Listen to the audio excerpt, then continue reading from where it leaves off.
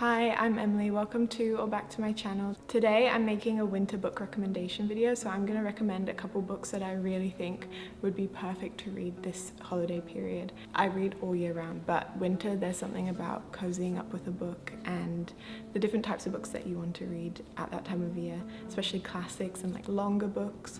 So I've got some good recommendations here that I would love to read this season if I hadn't read before. Some of these I revisit every year. To begin with, I have Elena Ferrante's My Brilliant Friend, and to follow up with the second book in the series, The Story of a New Name. I'm not going to say any spoilers about these books, but basically they are two of definitely the top books I've read this whole year in terms of the books that remain in my mind that I keep thinking about. I'd been wanting to read My Brilliant Friend for years, and it's now quickly become one of my top favorite books. I went straight from that onto the second book, and then I watched the HBO series that they made from these books, which is also really brilliant. But what I really love about these is that they're about the story of a friendship between Lila and Lanu, and the story begins when they're children. So there's 4 books in the series, and each book is a different age that they're in. And so these first 2 are more their childhood, youth, adolescence, and then early 20s. So they follow the friendship of the 2 girls. They're based in Naples, and their neighborhood is very violent, and Elena Ferrante goes into all these gender tropes that are at play in the lives of these girls, and in a really masterful way. And so I really found this so thought-provoking and also so readable. I'm a huge big fan of Bildungsroman, of the coming-of-age novel, but I'm also really interested in stories that are about female friendship. Through everything else that goes on in these stories, what really is central to them is the friendship between Lila and Lanu. It's super complex. It's both sweet and loving, and also betraying and brutal at times, and so there's so much complexity to the way that those two and their friendship is unraveled throughout this book. And I think Elena Ferrante just treats that topic and theme with such nuance and delicacy and an amazing amount of focus as well.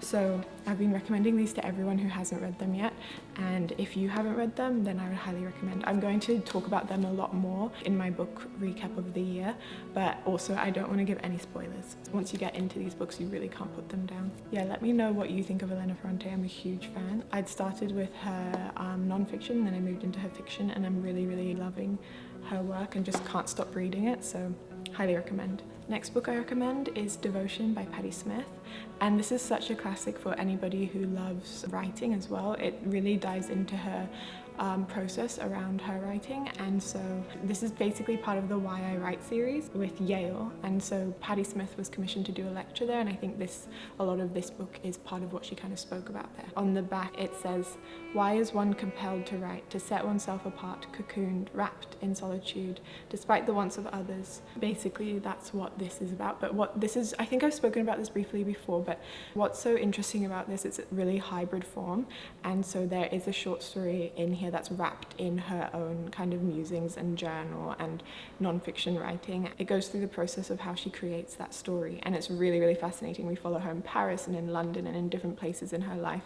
I think this is in her early 20s. So yeah, Patti Smith presents an original and beautifully crafted tale of obsession, and then there's a companion essay that makes tangible the mysterious sources of this disquieting tale. Smith generously opens her notebooks and lets us glimpse the alchemy of her work in this arresting book on writing and why we write. This is so short, it's really not a big book, but it's perfect for if you want to read something that's going to inspire you this season. Even though it's short, it's a real deep dive into the mind of Patti Smith and how she writes, which I found very fascinating. So actually, next book's here.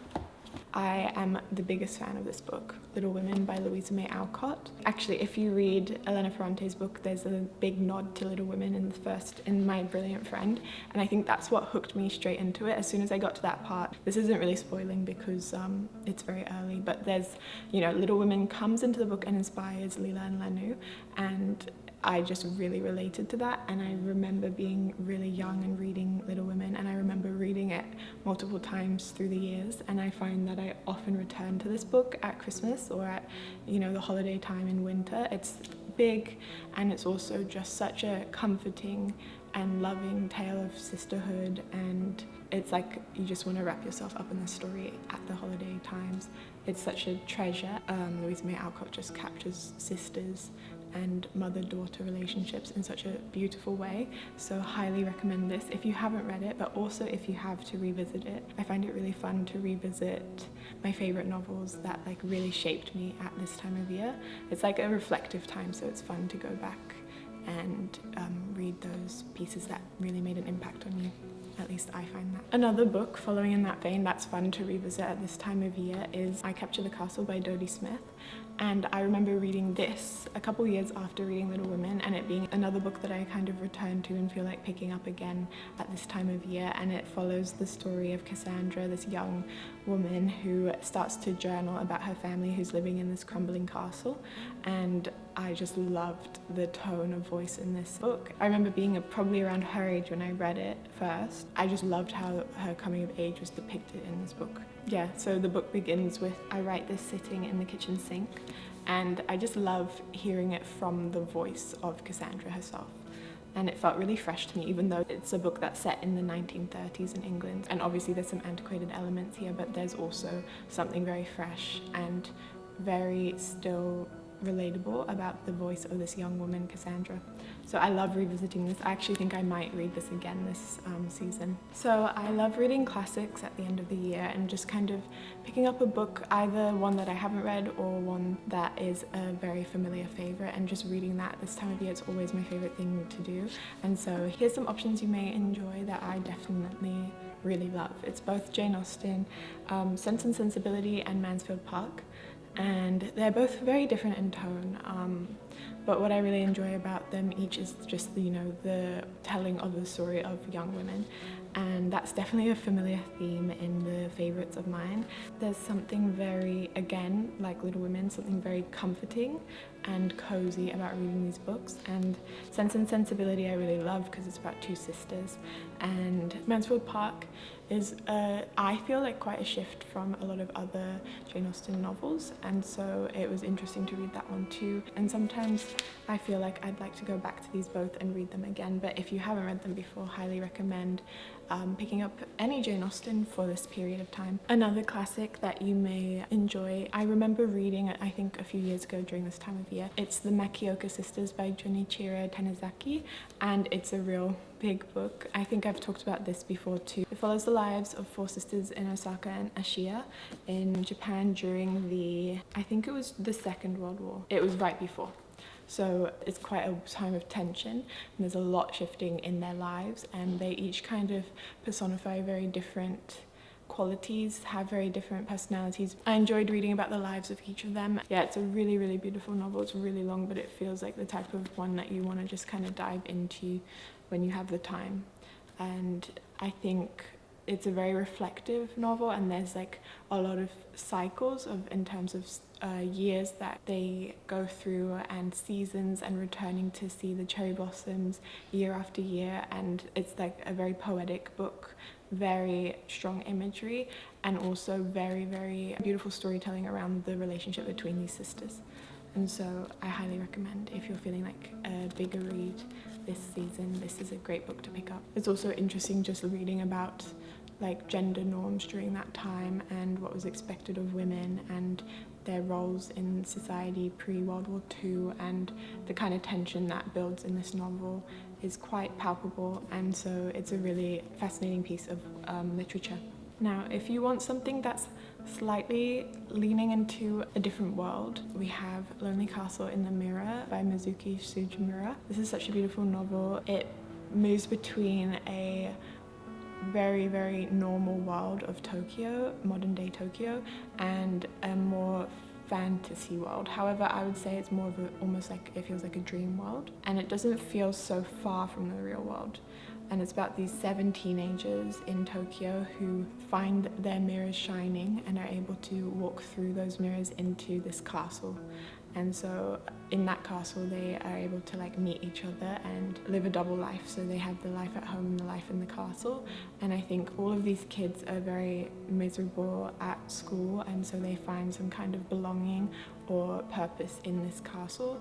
It's very, very heartfelt, very emotional and moving. So if you feel like a more emotional read, this is great, but also really thought-provoking and really beautiful character development, which I very much admire. And I've spoken about this one before too.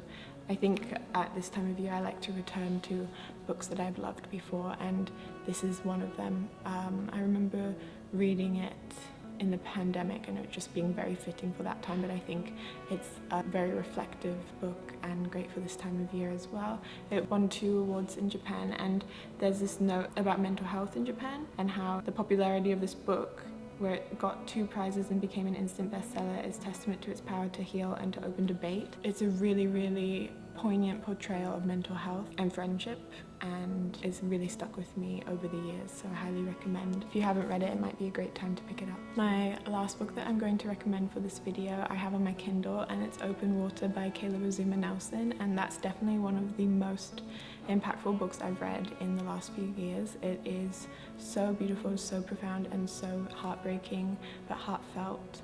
It's really, really stayed with me and remained with me. It's about 2 young people in London who fall in love, but it describes that in such a nuanced way, and they're both creatives. He's a photographer and she's a dancer, and there's so much that intersects between the lives of, like, their creative lives and their lives in London, and intersection of race and culture and love, and it's just really, really, really beautifully written and really poignant read. So I highly recommend. It's not a long book, but it really is a deep dive into the world of these characters and an unforgettable novel. So thank you so much for watching. I hope you enjoyed this video. I really wanted to get up a recommendations for the winter because I know that a lot of people love reading at this time of year, as do I. Please also leave a comment down below if you have any recommendations about books to read this season, and also, have you read any of the books that I mentioned here? What are your thoughts? I'd love to hear. I always love reading all your comments. I hope everyone is doing well, and I can't believe it's almost the end of the year, so I've got to get reading and keep reading. And yeah, I'll be back with another book video and other videos very soon, so make sure to subscribe and comment if you would like to see more. Thank you.